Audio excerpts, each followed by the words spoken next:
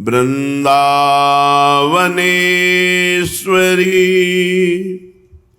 तवैव पदारविन्दम् प्रेमामृतैकमकरन्द रसौघपूर्णम्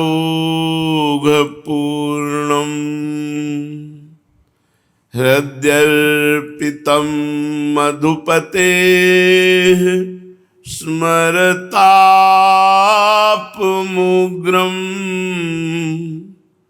निर्वापयत् परम शीतलमाश्रयामि परम शीतल माश्रयामि।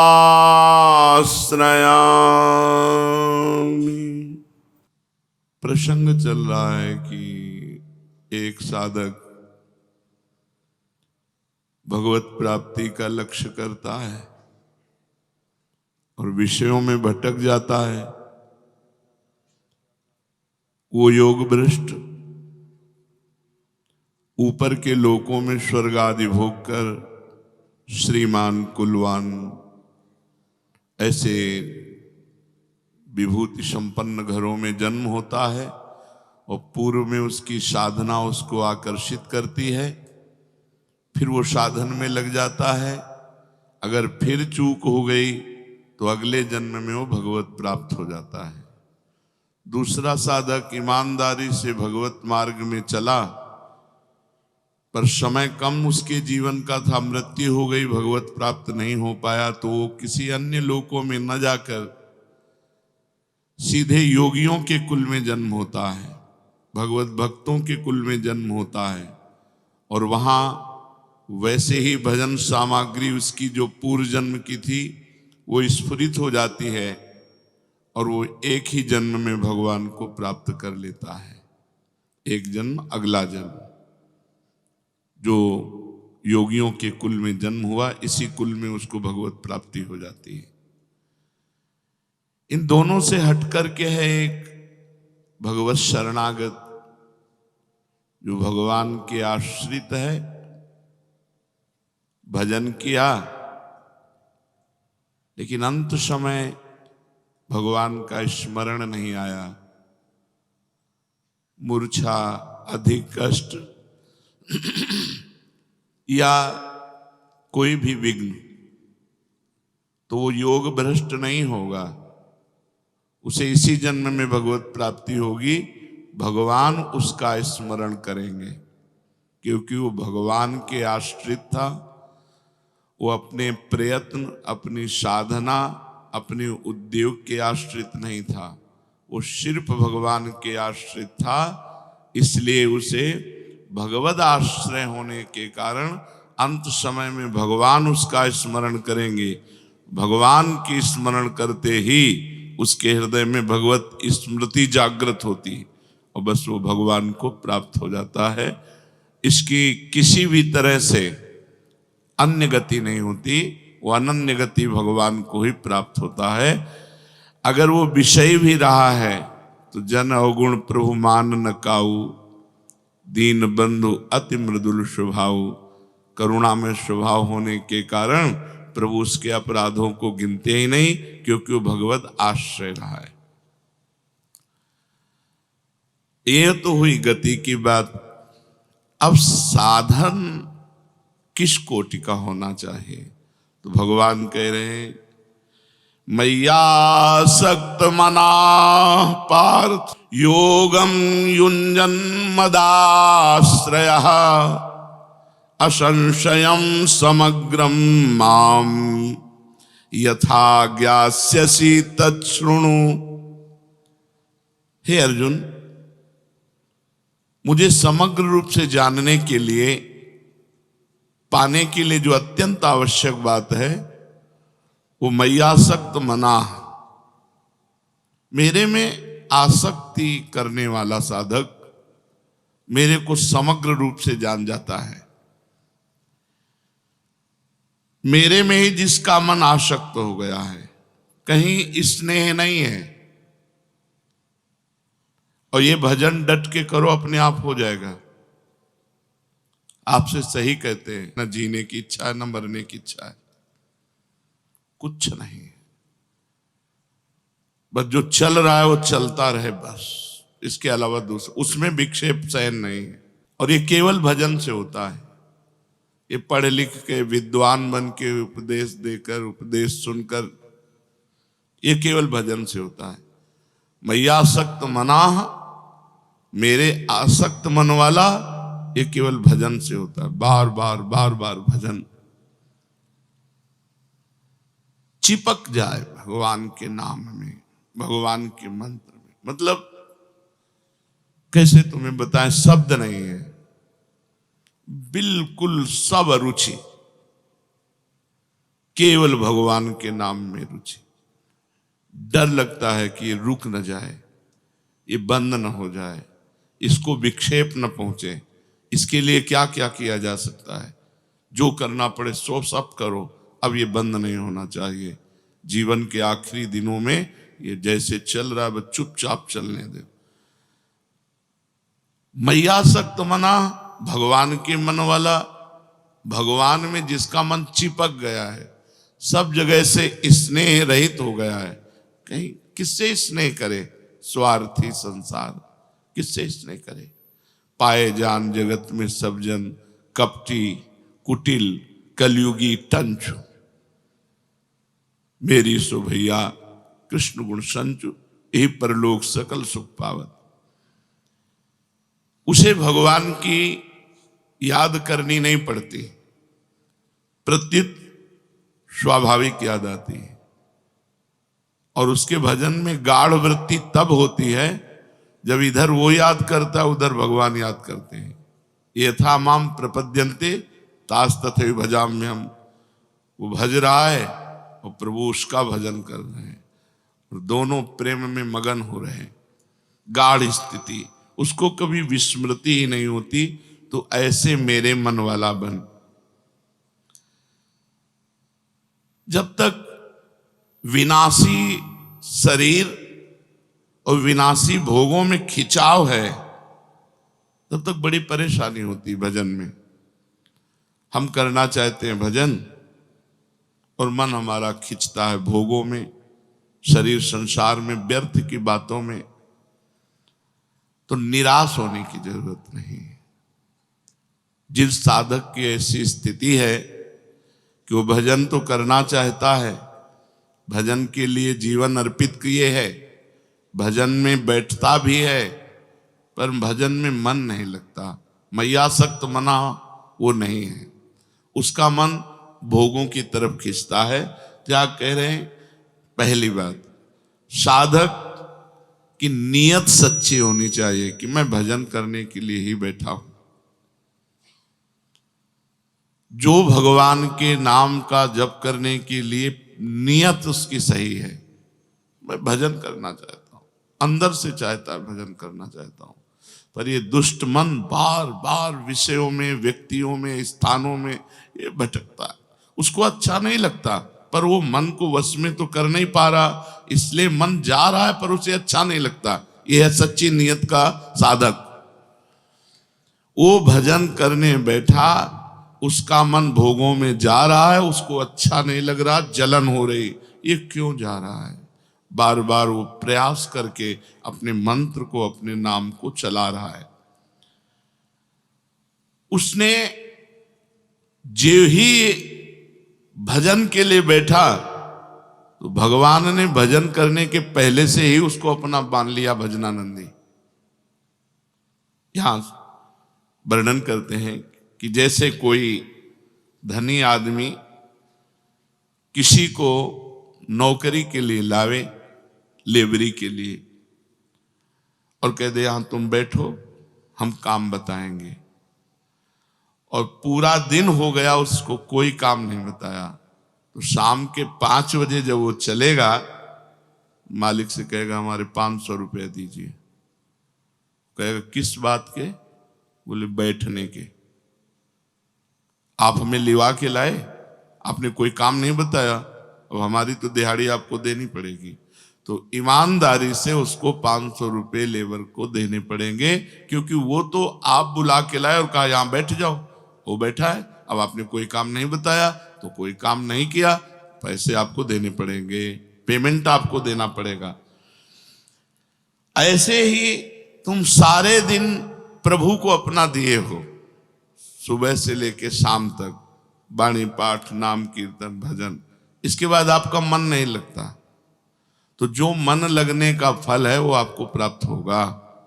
भगवान बेईमान नहीं है, भगवान ईमानदार है और भगवान सर्वज्ञ हैं, जानते हैं कि ये मेरा भजन करने का प्रयत्न कर रहा है, पर मेरी दुरंत माया के कारण इसका मन भजन में नहीं लग रहा है। तो भगवान उस साधक को भजन का वैसे ही फल देते हैं जैसे फल मन लगने पर। क्या फल मिलेगा? उसका मन लगने लगेगा। भजन का फल क्या मिलेगा? उसका मन लगने लगेगा। पहला, ईश्वर अनुग्रह, ये अनुभव होगा उसको,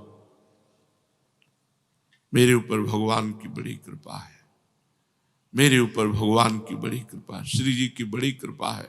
ये बार बार अनुभव होगा, भगवद अनुग्रह अनुभव पहला।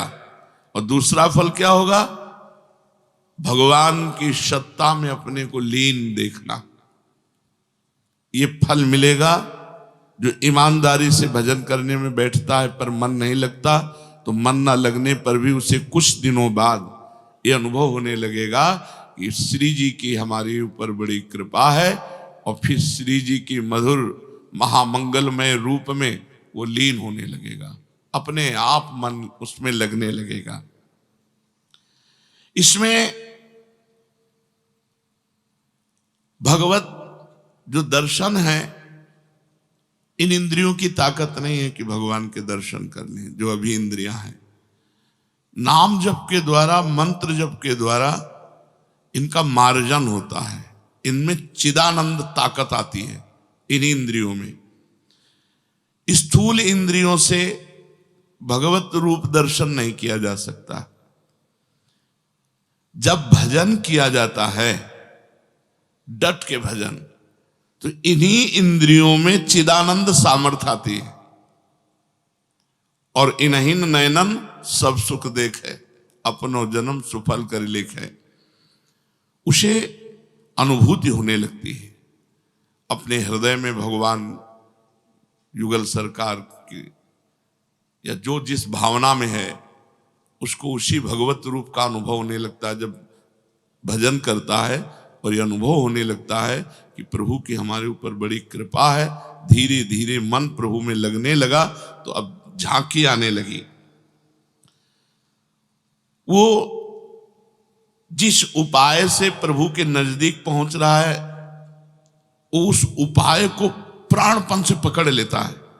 उसको समझ में आया ना, इससे फायदा मिला, इससे हमें आनंद मिल रहा है, जैसे नाम जप, मंत्र जप, और उसको संसार से बैराग हो रहा है, प्रभु में अनुराग हो रहा है, कुछ अच्छा वो समझ गया, दवा काम कर रही।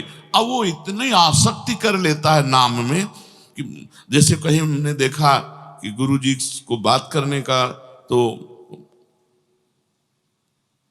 बड़ी रफ्तार से चल, तो क्या पहले नहीं चालू था? क्या नहीं, पहले मानसिक चालू था। देखा बात कर रहे हैं कि छूट न जाए, तो उपांशु में, फौरन उपांशु में आ गए।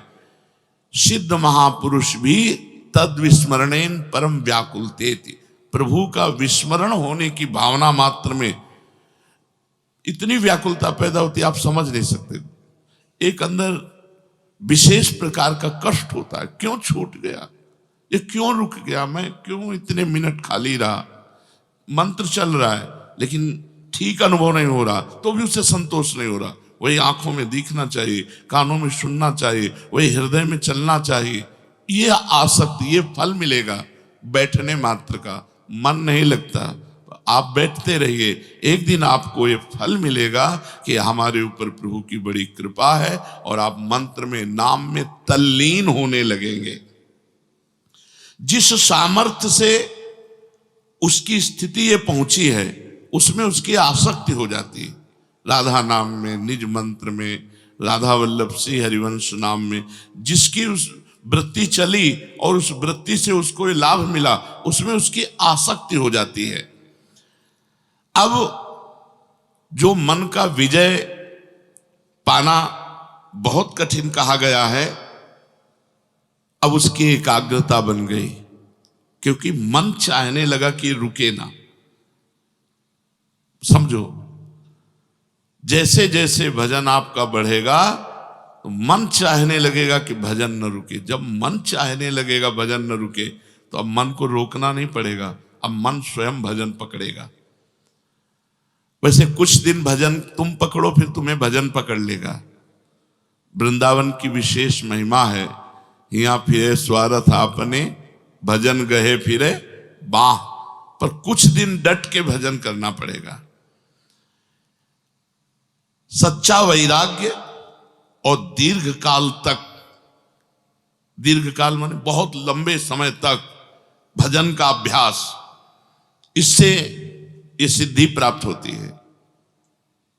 स्वयं भजन चल रहा है, अपने आप भजन चल रहा है, वो केवल देख रहा है, सुन रहा है, बस शांत।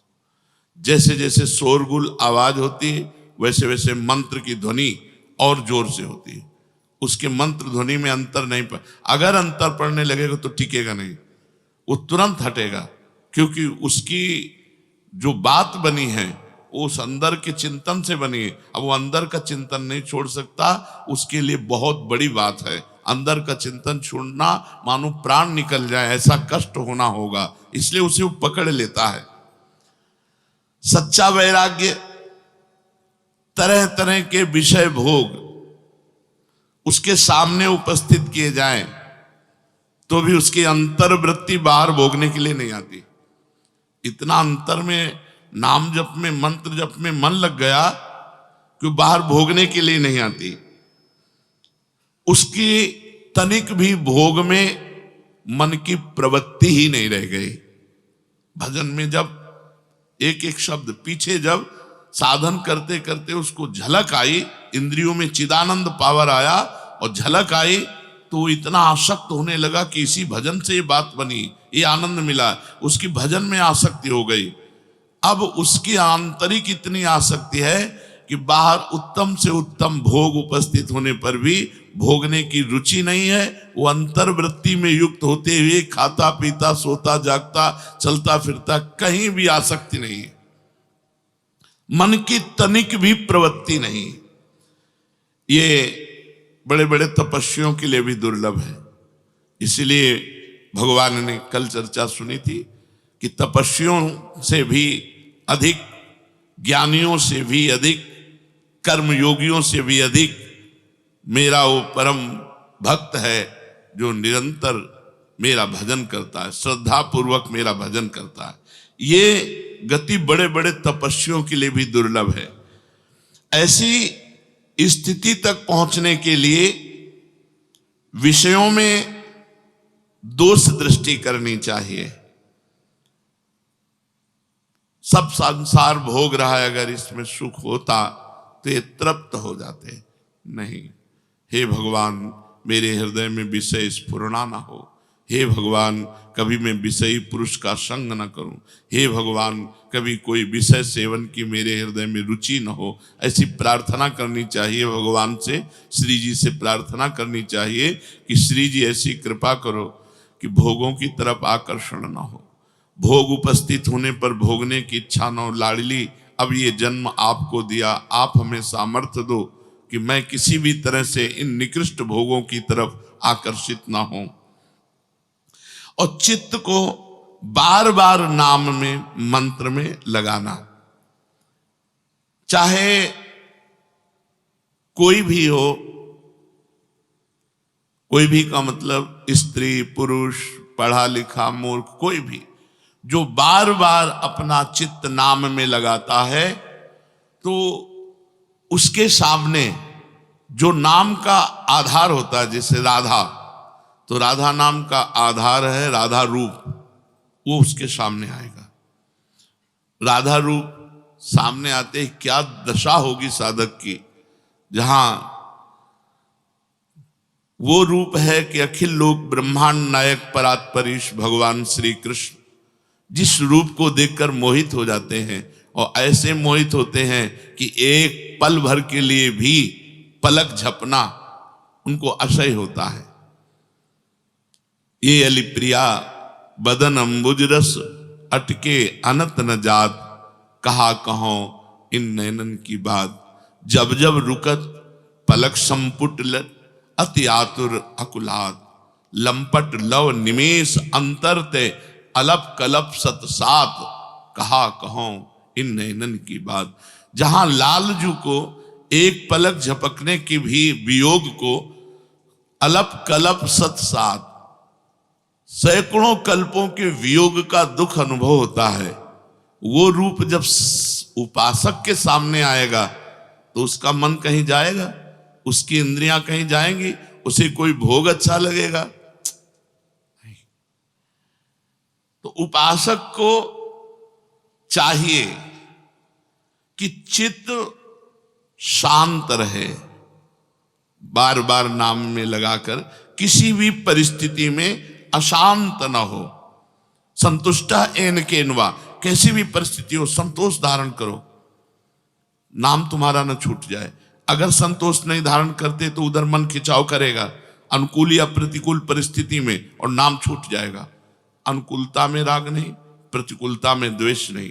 ये परिस्थिति मिटने वाली है, ये आने जाने वाली है, ये आगमा पाइनो अनित्यास, ये आने जाने वाली नाशवान वृत्तियां हैं। तास्ति तिक्षस्व भारत, इनको चुपचाप सह जाओ।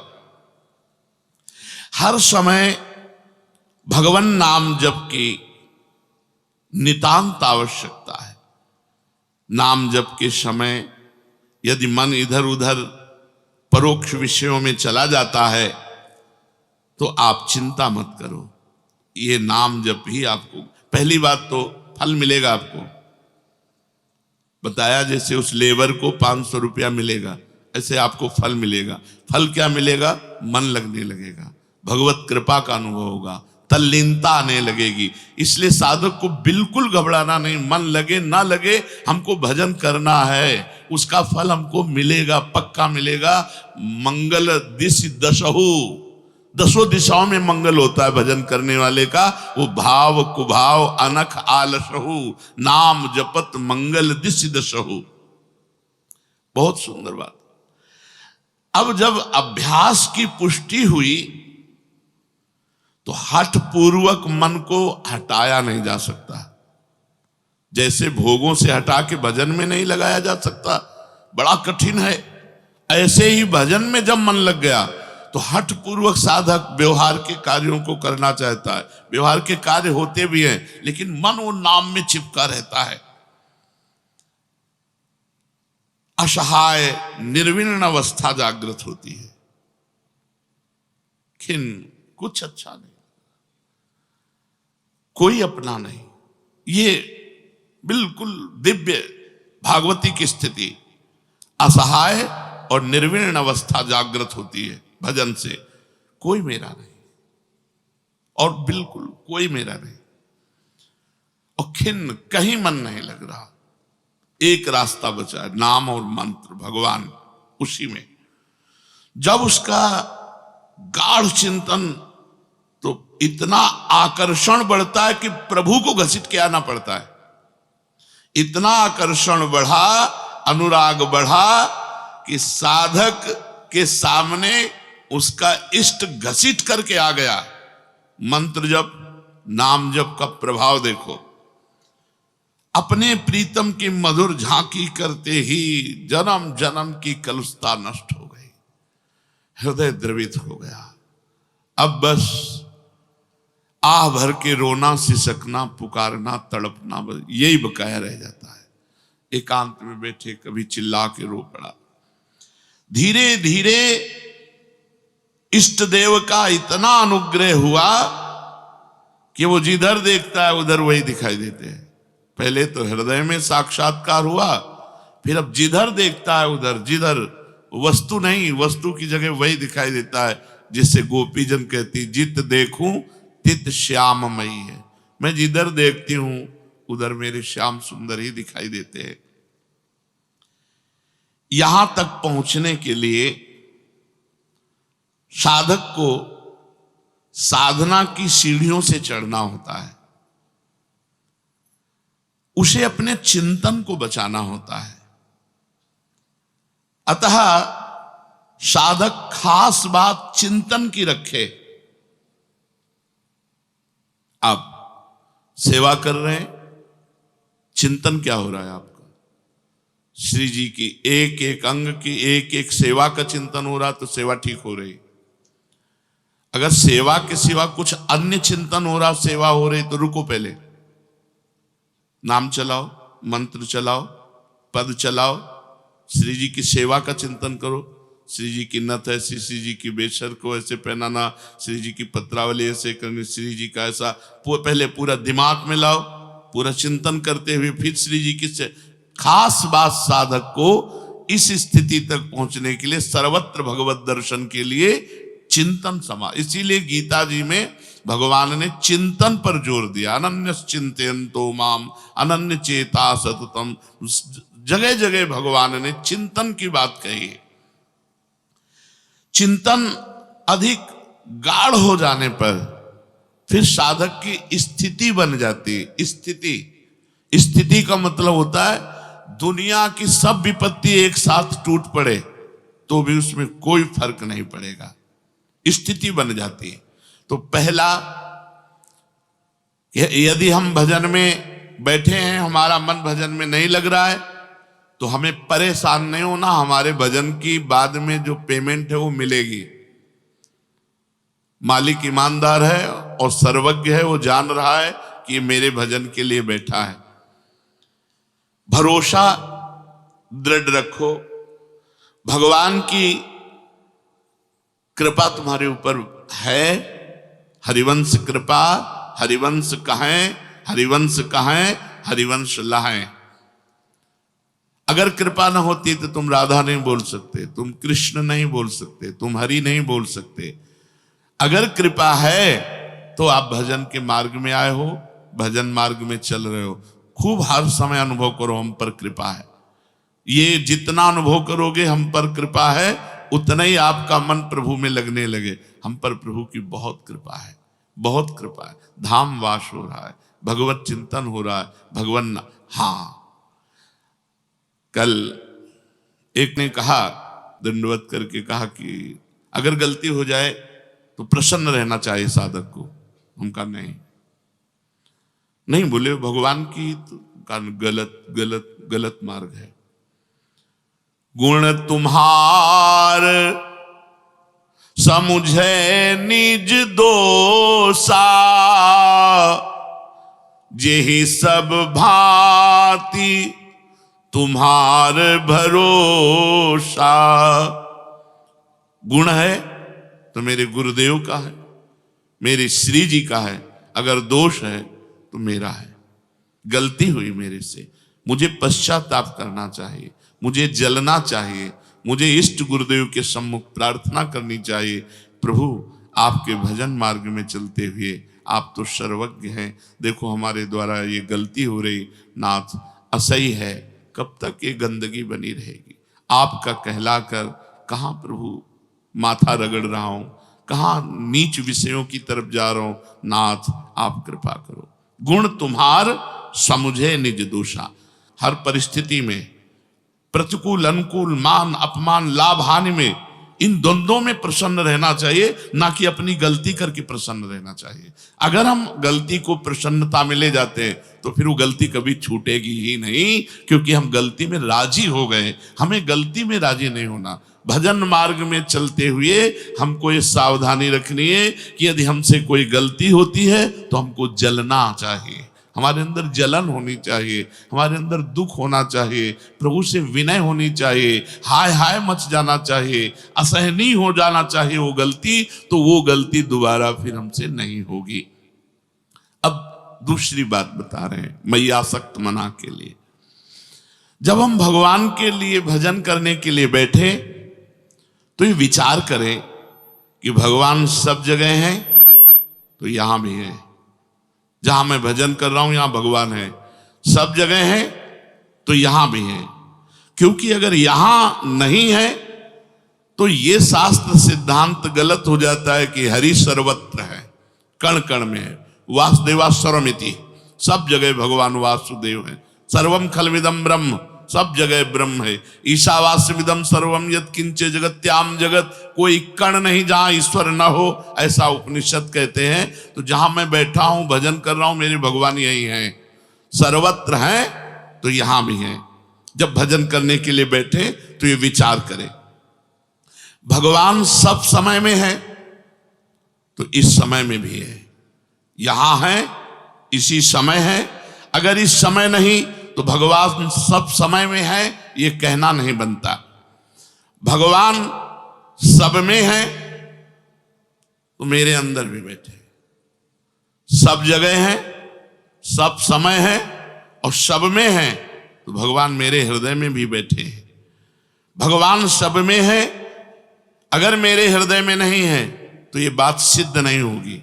सिद्ध तभी होगी जब सब में है तो मेरे हृदय में भी है।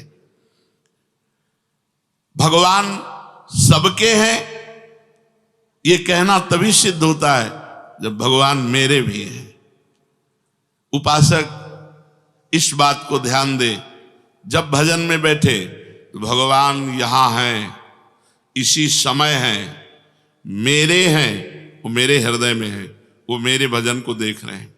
मन लगे न लगे ये आप जानो, आपके भजन के लिए हम बैठे हैं। अब कोई भी देश काल वस्तु व्यक्ति परिस्थिति घटना क्रिया उसके चिंतन में स्फुरित हो, इसमें भी भगवान है, इसमें भी भगवान है। क्योंकि भगवान से रहित कोई घटना, कोई परिस्थिति, कोई वस्तु, कोई क्रिया, कोई स्थान हो ही नहीं सकता, क्योंकि भगवान सब में है, सब समय में है, सर्वत्र है। अब जब उनमें भगवान देखोगे तो विक्षेप नाम की चीज नहीं रह जाएगी। इसलिए भगवान नाम जप करते हुए प्राण में, मन में, बुद्धि में, शरीर के रोम रोम में, जगत के कण कण में मेरा इष्ट विराजमान है। चिद चिद लक्षणम सर्वम राधा कृष्णमयम जगत, ऐसी भावना करके बैठो, पूरा का पूरा समय आपका दिव्य भजन माना जाएगा। ये तो भगवान ने कहा मैं आसक्त मना, मेरे में आसक्त मन वाला। भगवान के आसक्त मन वाला हो और आश्रय किसी और का लिए हो, हमारा कोई आश्रयदाता कोई और हो तो भी बात पूरी नहीं बैठेगी। इसलिए भगवान ने कहा मदाश्रया, मेरे ही आश्रित हो। जिसको केवल मेरी ही आशा है, मेरा ही भरोसा है, मेरा ही सहारा है, मेरा ही विश्वास है, मदाश्रया, केवल मेरी ही आशा, केवल शब्द समझो, केवल मेरा ही भरोसा, जी सब भांति तुम्हार भरोसा, मेरा ही सहारा, मेरा ही विश्वास, मेरे ही आश्रित, वो होता है मदाश्रया। हमारा भरण पोषण भगवान से होता है, हमारा जीवन भगवान के लिए है, हमारे स्वामी भगवान है। हमारा कोई व्यक्ति नहीं हो सकता, कोई फोन नंबर नहीं हो सकता, किसी भी तरह का अन्य आश्रय नहीं। हमारा जीवन केवल भगवद आश्रित, जो भी हो, महलों में राखे चाहे झोपड़ी में वास दे, इसके लिए बाबा जी नहीं बने कि सुविधा दो तो हे भगवान हम आपके, नहीं, असुविधाओं की ठोकर खाते हुए भी आपकी पूरे जीवन भर जय बोलिए, तो अंत में थोड़ी अन्य आश्रय ले लेंगे, अंत में तो आपका ही आश्रय रहेगा। मदाश्रया, इसको बात समझ लो। अन्य आश्रय हो तो उसे भगवान के भाव में बदल दो। मेरे भगवान मेरे माता पिता के रूप में मेरा भरण पोषण कर रहे हैं, मेरे भगवान मेरे रिश्तेदार के रूप में आकर मेरा भरण पोषण कर रहे हैं, मेरे भगवान इस रूप में आकर मेरा भरण, लेकिन भरोसा भगवान का, ना तो माता पिता का, ना रिश्ते नातों का, मेरे भगवान इस रूप में मेरा भरण पोषण कर रहे हैं। अपना भरोसा केवल अपने इष्ट पे हो तो दो बातें, मैयासक्त मना, भगवान में मन हमारा आसक्त हो और भगवान के ही हम भरोसे हो, तो भगवान कह रहे तब वो मेरे को पूर्ण रूप से जान पाएगा। संसार में आश्रय बहुत जल्दी ले लेते हैं, धन का, संपत्ति का, वैभव का, विद्या का, बुद्धि का, योग्यता का, कुटुंब का, मित्र का, ये सब नाशवान है। इसका आश्रय सब लिए हुए हैं। सब कोई अंगुली पे गिना जा सकता है जो मद आश्रया है। केवल भगवान का आश्रय है, केवल भगवान का भरोसा है, केवल प्रभु का सहारा है, अन्य कोई सहारा नहीं। धन का, संपत्ति का, वैभव का, विद्या का, बुद्धि का, योग्यता का, कुटुंब का, ये सब आश्रय, ये नाशवान है, मिटने वाला है, स्थिर रहने वाला नहीं, सदा रहने वाला नहीं, सदा के लिए पूर्ति तृप्ति कराने वाला नहीं। परंतु प्रभु का आश्रय नहीं लेते क्योंकि भूल में फंसे हैं, सत्संग नहीं मिल पा रहा, उनके कानों में सत्वचन नहीं पहुंच पा रहे, इसलिए उनका आश्रय नहीं छूट रहा। इसीलिए वो बहुत परेशान है, क्योंकि विनाशी है वो और विषम है वो।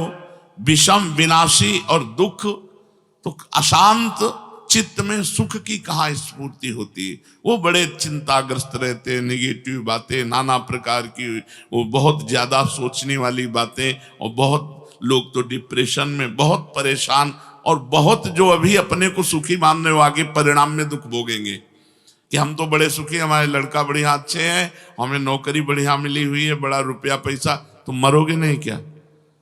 और ये परलोक जाएगा नहीं तो अशांति तो होगी।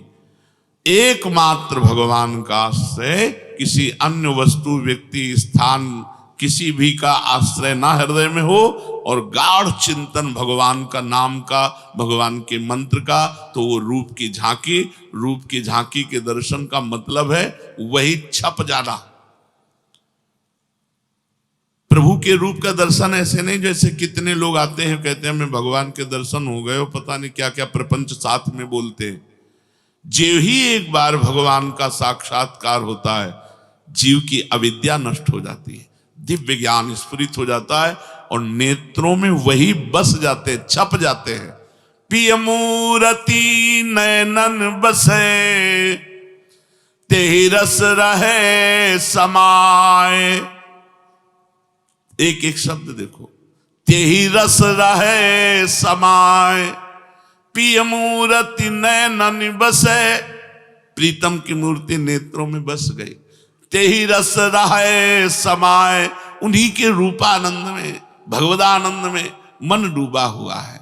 ये लक्षण सुनी प्रेम के, और न कछु सुहाए, और न कछु सुहाए, फिरे रस मद मातो, कुटुंब देह ते जाए, छूट सब ही विधि नातो। जहां जहां पी की बात, सुने खोजत तिन गैनन, हित ध्रुव छिन छिन ले, प्रेम जल भरी भरी नैनन। बार बार वो अपने प्रीतम की रूप माधुरी नख शिखलों अनुभव करता है। ऐसा रूप, ऐसा आनंद, अश्रुधारा बह रही है। फिर अपने रस मातो, जो अपने प्रिया प्रीतम है उन्हीं के रस में डूबा हुआ, कुटुंब देह ते जाए, छूट सब ही विधि ना तो। ये गाढ़ स्थिति, मैयासक्त मना, हमें जब प्रभु में आसक्त मन हो जाता है तो कृपा की धारा खुल जाती है। वो ऐसे प्रवाहित करके प्रभु के समीप पहुंचा देते, उठते बैठते चलते फिरते खाते पीते हर समय केवल प्रभु। इसलिए निराश मत होइए, उदास मत होइए। यदि विषय आकर्षण हो रहा है तो धैर्य रखिए, भजन की कमी है।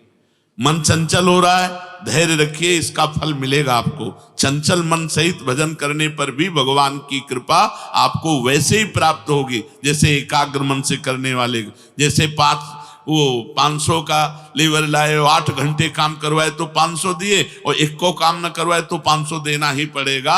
ऐसे ही हम भजन के लिए भगवान को अर्पित है, तो हमारा जो भी टूटा फूटा भजन बन रहा है उसका भजनानंदी महात्माओं का जैसा फल मिलेगा, हमको भी भगवान की कृपा, भगवान का प्रेम, भगवान के दर्शन, भगवान का सानिध्य मिलेगा। इसलिए हमको निराश नहीं होना। शेष चर्चा आगे। श्री राधा वल्लभ लाल।